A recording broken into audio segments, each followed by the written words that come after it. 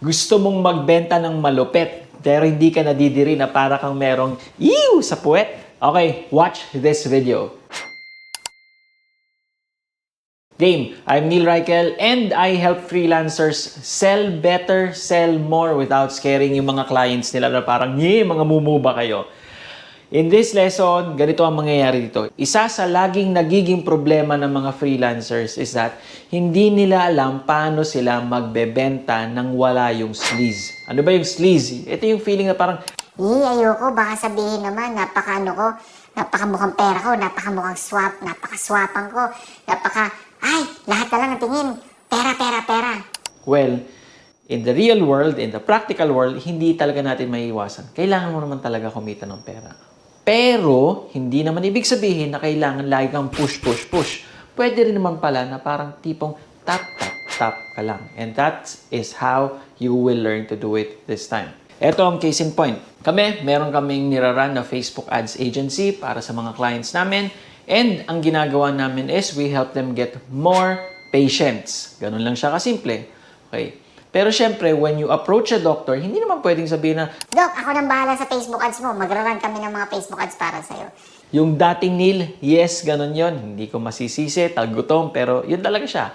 This time, we have learned, and hindi na namin natatakot yung mga doctors namin when we approach them with this. We tell them na, Doktor, eto ha, point of view namin, ganito po ang diskarte namin dyan. Ang gagawin po namin, magra-run po kami ng ads dyan, maglalabas lagi po kami ng content dyan, consistent yung paglalabas namin ng content dyan, and then thirdly, meron po kaming taong naka-standby para sagutin yung mga comments, mga PMs.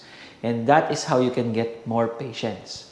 Eto, doktor, hindi ko po ikakahiya. Sasabihin ko sa inyo diretso, ito yung mismong ginagawa namin para sa mga kliyente po namin katulad ninyo.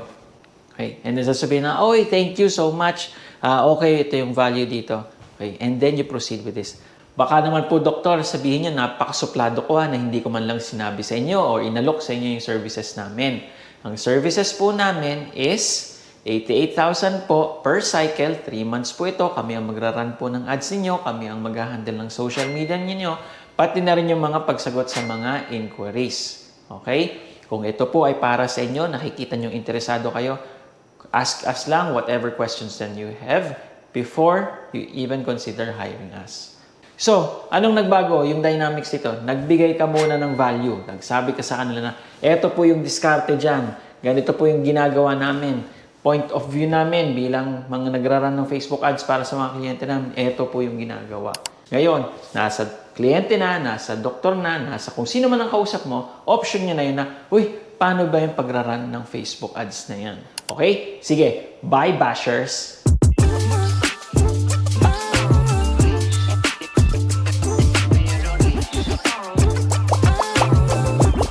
Hangganan maging purita, bawal maging pagbebe.